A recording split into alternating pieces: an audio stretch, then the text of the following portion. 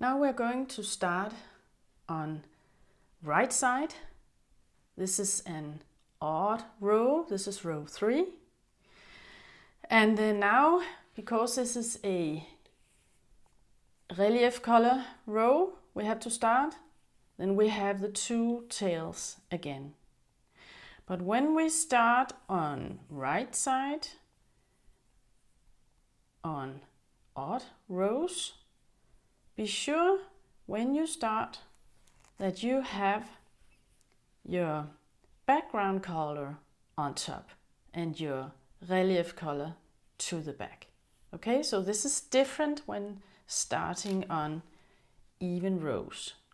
Okay, so first stitch here is an F. Let me just do it like this.